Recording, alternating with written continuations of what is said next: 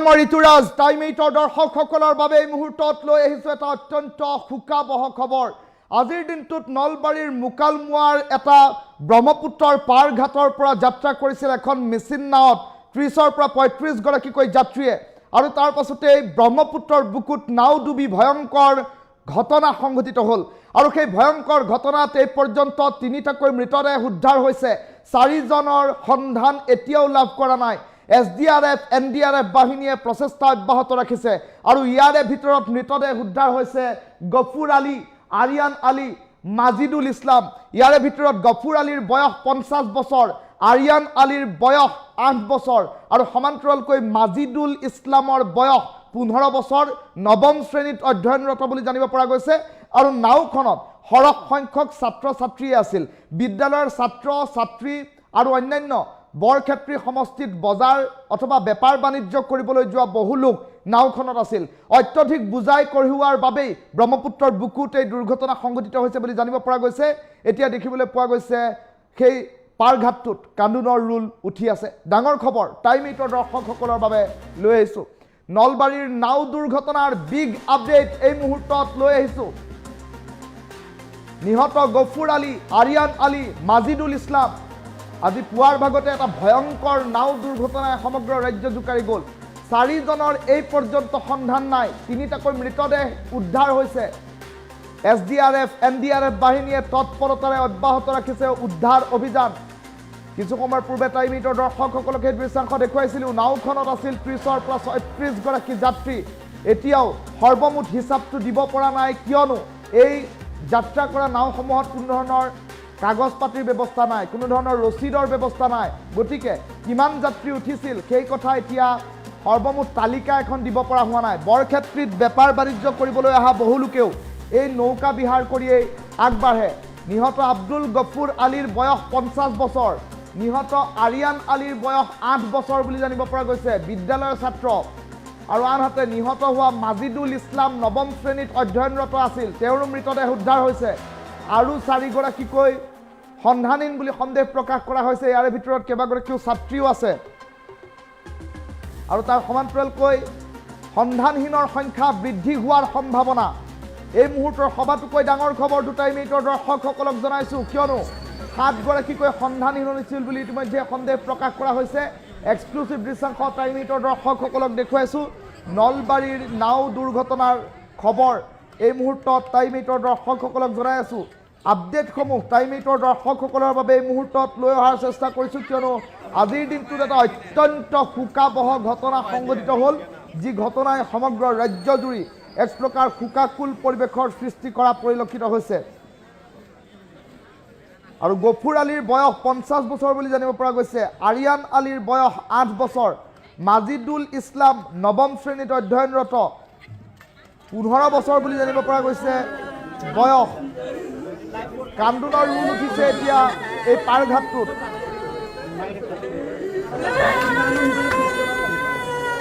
মুকালমুৱাত ভয়ংকৰ নাও দুৰ্ঘটনা সন্ধানহীন হৈছে স্কুলীয়া শিক্ষাৰ্থীও পেৰাধৰা ঘাটৰ পৰা লাৰকুছিলৈ যাত্ৰা আৰম্ভ কৰিছিল নাওখনে মুকালমুৱাৰ লাৰকুছিত এই ভয়ংকৰ নাও দুৰ্ঘটনা সংঘটিত হৈছে অত্যধিক বুজা কঢ়িওৱাৰ বাবে প্ৰয়োজনাধিক মানুহ নাওখনত উঠাই লোৱাৰ বাবে এই দুৰ্ঘটনা সংঘটিত হ'ল বুলি ইতিমধ্যে সন্দেহ ব্যক্ত কৰা হৈছে NDRF SDRF বাহিনীয়ে অভিযান অব্যাহত ৰাখিছে স্কুলীয়া শিক্ষাৰ্থীসহ 7 গৰাকীকৈ যাত্ৰী সন্ধানহীন আৰু ইয়াৰে ভিতৰত 3 গৰাকীৰ মৃতদেহ উদ্ধাৰ হৈছে 4 গৰাকী এই পৰ্যন্ত সন্ধানহীন ব্ৰহ্মপুত্ৰৰ বুকুত মুকালমুৱাৰ লাৰকুছিত ভয়ংকৰ নাও দুৰ্ঘটনা হোৱাৰ খবৰ এই মুহূৰ্তত আহি পৰিছে আৰু নিহত 3 গৰাকীৰ নাম এই মুহূৰ্তত আহি পৰিছে নিহত 3 গৰাকীৰ নাম জনাইছোঁ টাইম 8 দৰ্শকসকলক 50 বছৰীয়া গফুৰ আলী 8 বছৰীয়া আৰিয়ান আলী আৰু 15 বছৰীয়া নৱম শ্ৰেণীত অধ্যয়নৰত মাজিদুল ইছলাম আৰু সমান্তৰালকৈ 4 গৰাকী ছাত্ৰীৰ সন্ধান নাই আৰু এখন নাওতেই যাত্ৰা কৰিছিল স্কুলীয়া ছাত্ৰ ছাত্ৰীসহ অন্যান্য বেপাৰ বাণিজ্য কৰিবলৈ অহা লোক আৰু সমান্তৰালকৈ স্কুলীয়া কেইবাগৰাকীও ছাত্ৰই নাৱৰ ওপৰতে লৈ আহিছিল চাইকেল আৰু অত্যধিক বোজা কঢ়িওৱাৰ বাবে ব্ৰহ্মপুত্ৰৰ বুকুত নাওখন দুৰ্ঘটনাত পতিত হৈছে বুলি প্ৰাথমিক খবৰ আহি পৰিছে। আৰু তাৰ পাছতে এতিয়া সন্ধানহীন হোৱা লোকসকলক বিচাৰি SDRFৰ দলে অভিযান অব্যাহত ৰাখিছে। SDRFৰ দলে অভিযান অব্যাহত ৰাখিছে। 4জনৰ সন্ধান নাই। পৰৱৰ্তী সময়ত আৰু অধিক সন্ধানহীনৰ সংখ্যা বৃদ্ধি পোৱাৰ সম্ভাৱনীয়তা দেখিবলৈ পোৱা গৈছে। আৰু ইতিমধ্যে ব্ৰহ্মপুত্ৰৰ বুকুৰ পৰা উদ্ধাৰ হৈছে 3টাকৈ মৃতদেহ। 3টা মৃতদেহ ইতিমধ্যে চিনাক্ত হৈছে।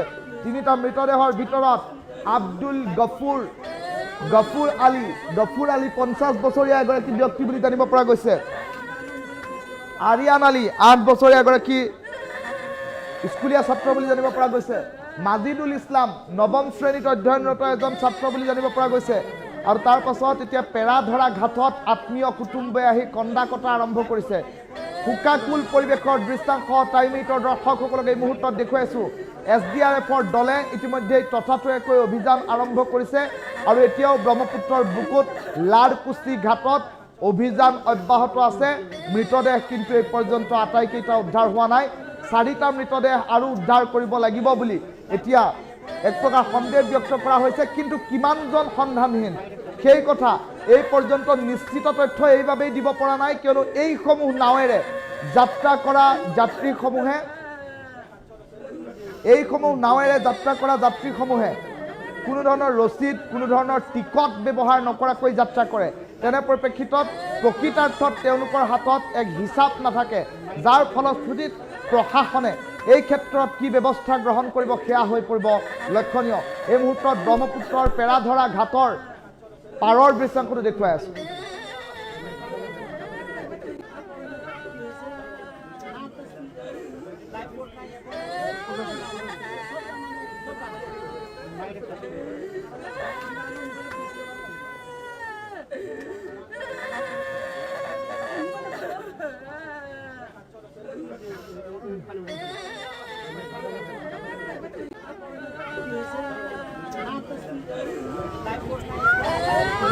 দুৰ্ঘটনাৰ বিগ আপডেট এই মুহূৰ্তত দেখুৱাইছোঁ।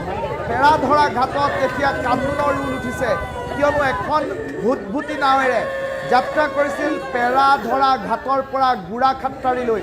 আৰু গোৰাখাট্টাৰী ঘাটলৈ যাত্ৰা কৰি থকাৰ সময়ছোৱাতে এই চলন্ত নাও ব্ৰহ্মপুত্ৰৰ বুকুত ভয়ংকৰ ঘটনা সংঘটিত হ'ল।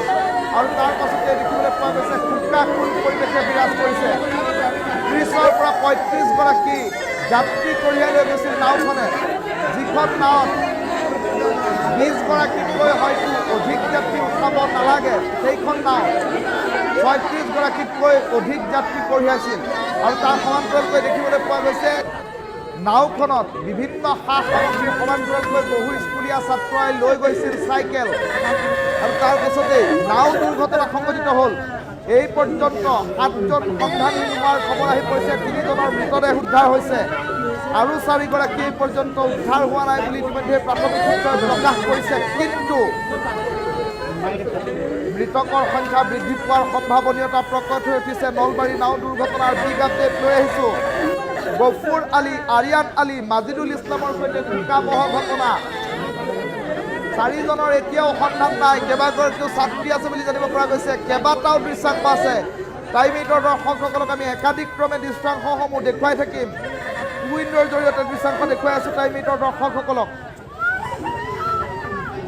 আৰু এতিয়া পেৰাধৰা ঘাটত কান্দোনৰ ৰোল উঠা পৰিলক্ষিত হৈছে। এইসকল জনতা এতিয়া কান্দোনত ভাগি পৰা পৰিলক্ষিত হৈছে, কিয়নো আজিৰ দিনটোত যি ভয়ংকৰ শোকাবহ ঘটনা সংঘটিত হ'ল, সেই ঘটনাই স্বাভাৱিকতেই ব্যথিত কৰি তুলিছে সৰ্বসাধাৰণ জনতাক।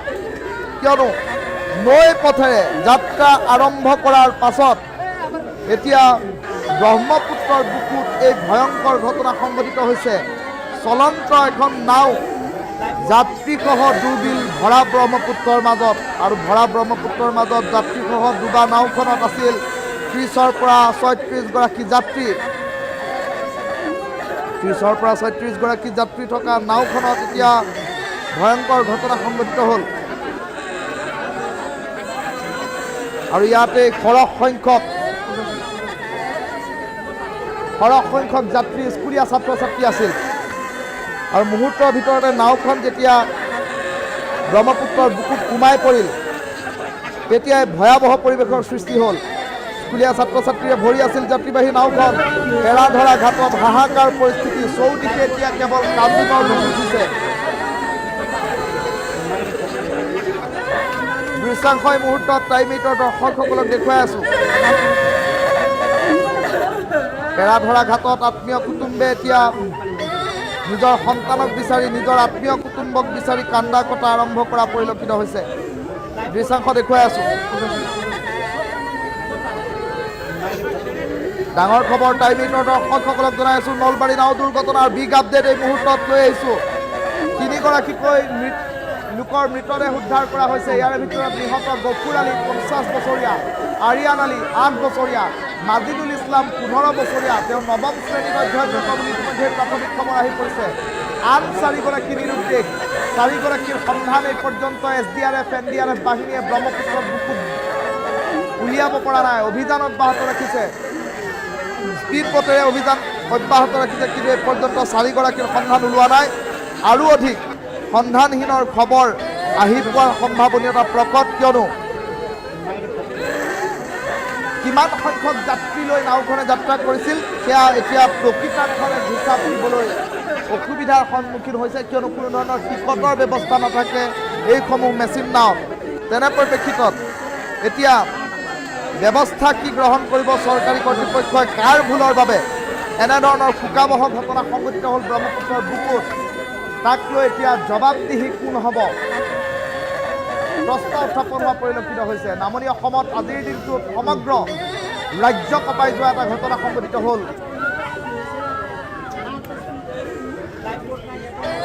এৰাধৰা ঘাটৰ পৰা গোৰাখাট্টাৰীলৈ যাত্ৰা কৰিছিল ব্ৰহ্মপুত্ৰৰ বুকুৰে এখন যাত্ৰীবাহী মেচিন নাৱে আৰু তাৰ পাছতেই নাওখনত আছিল 30ৰ পৰা 36গৰাকীকৈ যাত্ৰী লগত আছিল বহু যাত্ৰীৰ চাইকেল আৰু অন্যান্য সামগ্ৰী আৰু তেনে পৰিপ্ৰেক্ষিতত ব্ৰহ্মপুত্ৰৰ বুকুত নাওখন ভয়ংকৰ ৰূপত দুৰ্ঘটনাত পতিত হ'ল আৰু তাৰ পাছতে এতিয়া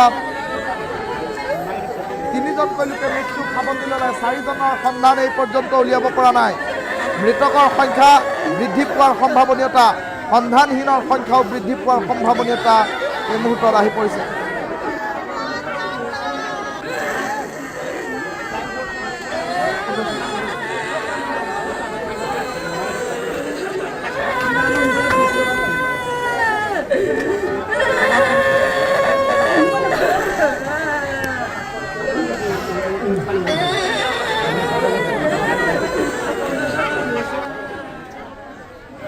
হয় ৰাতিপুৱা স্কুলত যাত্ৰা কৰিছিলে আপোনাৰ পেয়াধৰ চৰ কলতলি চৰ তেওঁলোকে সেইটো সিপাৰৰ পৰা নাওখনত আহোঁতে মধ্যস্থলীত আপোনাৰ নাওখন বুট যায় নাওখন ডাইৰেক্ট বুট নাযায় আপোনাৰ ওপৰত চাইলা আছিলে চাইলাখন ভাঙি যোৱাত ওপৰত বহুতো আপোনাৰ স্কুলৰ ছাত্ৰ ছাত্ৰী আছিলে অভিভাৱক এজন আছিলে আপোনাৰ অভিভাৱকজন তেখেতৰ নাম হ'ল আব্দুল গফুৰ তেখেতে মানে বৰ্তমান নিৰুদ্দেশ হৈ আছে আৰু লগতে 5জনমান আপোনাৰ ল'ৰা ছোৱালী বৰ্তমান নিৰুদ্দেশ হৈ আছে টোটেল 6জন হয় এখন আহি কিনে তেখেতসকলে ৰাতিপুৱাৰ পৰা বিচাৰি আছে এতিয়ালৈকে এজনক উদ্ধাৰ কৰিব সক্ষম হোৱা নাই হয় ৰাতিপুৱা স্কুলত যাত্ৰা কৰিছিলে আপোনাৰ পেয়াধৰ চৰ কলতলি চৰ তেওঁলোকে সেইটো সিপাৰৰ পৰা নাওখনত আহোঁতে মধ্যস্থলীত আপোনাৰ নাওখন বুট যায় নাওখন ডাইৰেক্ট বুট নাযায় আপোনাৰ ওপৰত চাইলা আছিলে চাইলাখন ভাঙি যোৱাত ওপৰত বহুতো আপোনাৰ স্কুলৰ ছাত্ৰ ছাত্ৰী আছিলে অভিভাৱক এজন আছিলে আপোনাৰ অভিভাৱকজন তেখেতৰ নাম হ'ল আব্দুল গফুৰ তেখেতে মানে বৰ্তমান নিৰুদ্দেশ হৈ আছে আৰু লগতে 5জনমান